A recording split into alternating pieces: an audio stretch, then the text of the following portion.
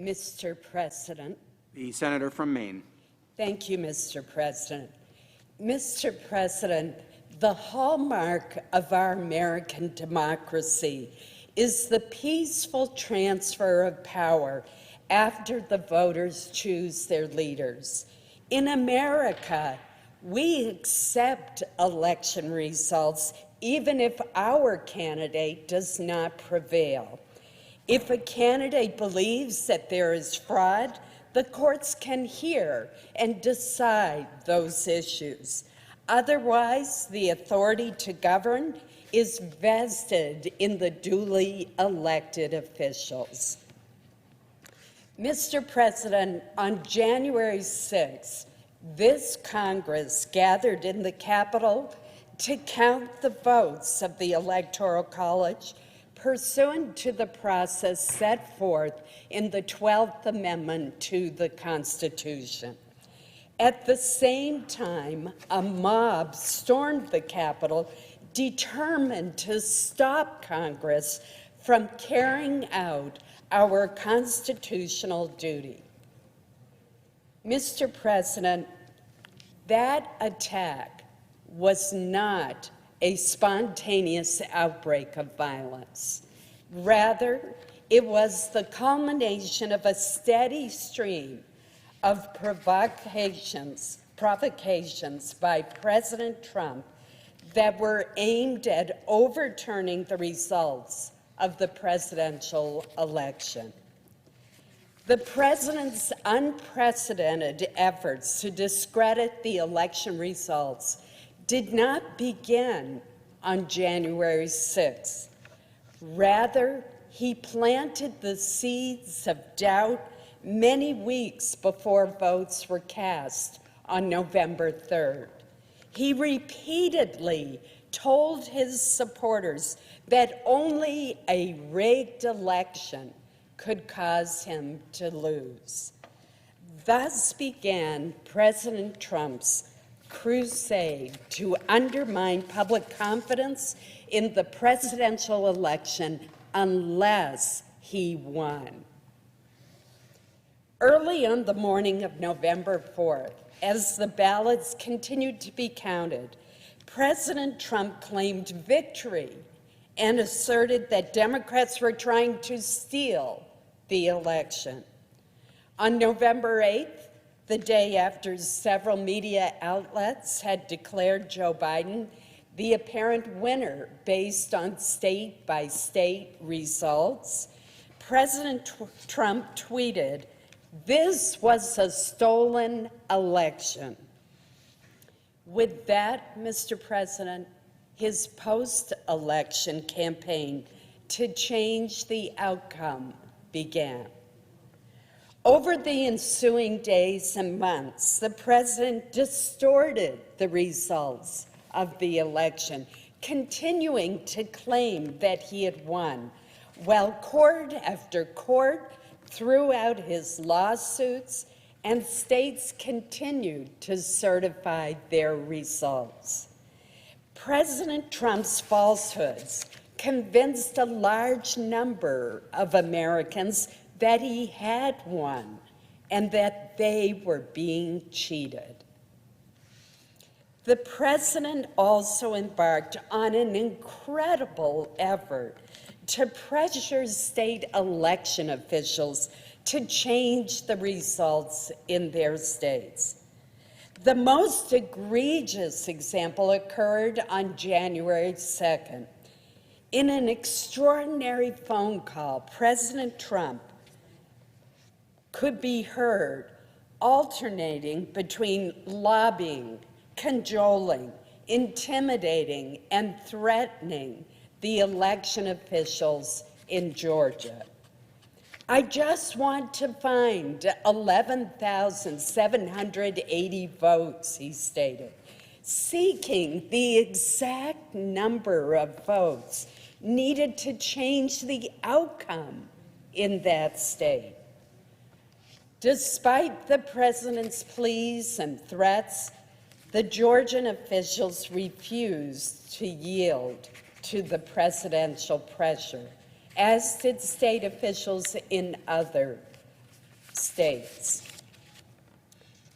In December, President Trump's post-election campaign became focused on January 6th, the day that Congress was scheduled to count the Electoral College votes. Although this counting is a ceremonial and administrative act, it is nevertheless the constitutionally mandated final step in the Electoral College, in the electoral process, and it must occur before a new president can be inaugurated. On December 19th, President Trump tweeted to his supporters, "Big protest in D.C. on January 6th. Be there, will be wild."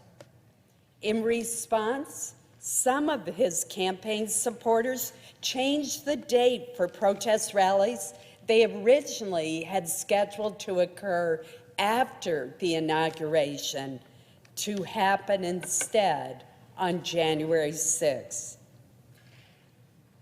Having failed to persuade the courts and state election officials, President Trump next began to pressure Vice President Pence to use his role under the 12th Amendment to overturn the election. The president met with Vice President Pence on January 6th, then increased the pressure by tweeting hours later, "If the vice president comes through for us, we will win the presidency." That's what his tweet said. Vice President Pence, however, refused to yield. He issued a public letter on January 6th, making clear that his oath to support and defend the Constitution would prevent him from unilaterally deciding which electoral votes should be counted and which should not. During his speech at the Ellipse on January 6, President Trump kept up that drumbeat of pressure on Vice President Pence. In front of a large, agitated crowd, he urged the vice president to stand up for the good of our Constitution. "I hope Mike has the courage to do what he has to do," President Trump concluded. Mr. President, rather than facilitating the peaceful transfer of power, President Trump was telling Vice President Pence to ignore the Constitution and to refuse to count the certified votes. He was also further agitating the crowd, directing them to march to the Capitol. In this situation, context was everything. Tossing a lit match into a pile of dry leaves is very different from tossing it into a pool of water. And on January 6th, the atmosphere among the crowd outside the White House was highly combustible, largely the result of an ill wind blowing from Washington for the past 2 months. President Trump had stoked discontent with a steady barrage of false claims that the election had been stolen from him. The allegedly responsible officials were denigrated, scorned, and ridiculed by the president, with the predictable result that his supporters viewed any official that they perceived to be an obstacle to President Trump's re-election as an enemy of their cause. That set the stage for the storming of the Capitol, for the first time in more than 200 years. Nearly 30 minutes after the Capitol first came under attack, members of Congress, law enforcement, and everyone else here in the Capitol waited in vain for the president to unequivocally condemn the violence and tell his misguided supporters to leave the Capitol.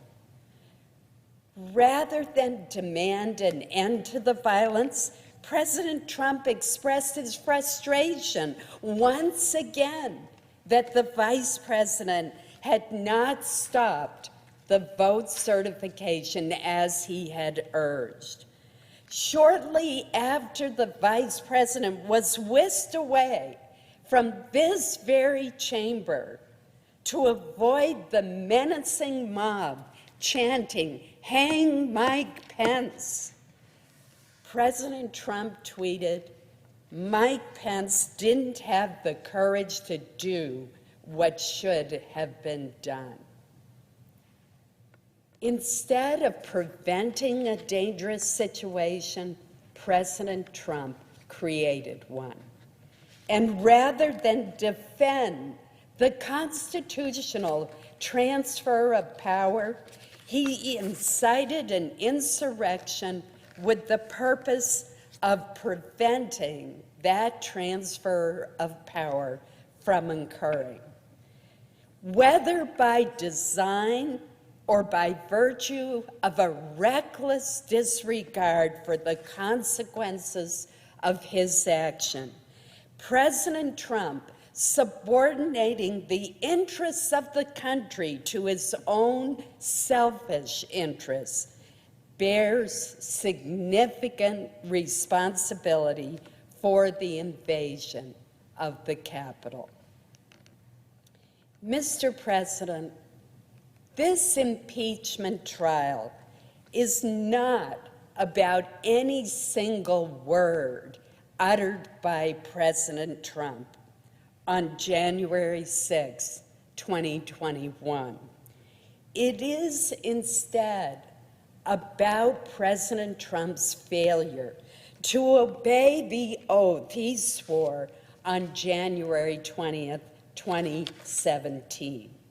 His actions to interfere with the peaceful transition of power, the hallmark of our Constitution and our American democracy, were an abuse of power and constitute grounds for conviction.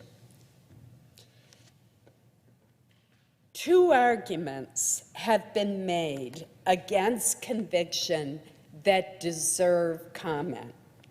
The first is that this was a snap impeachment, that the House failed to hold hearings, conduct an investigation, and to interview witnesses. And that is true.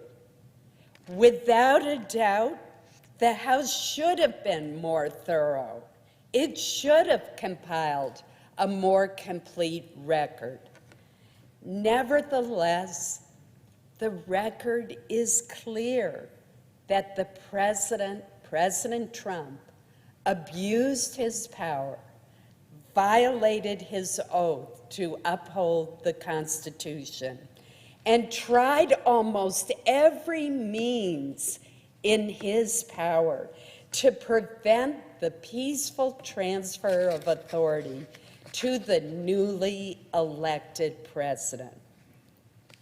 Second is the contention that the First Amendment protects the president's right to make any sort of outrageous and false claims, no matter the consequences.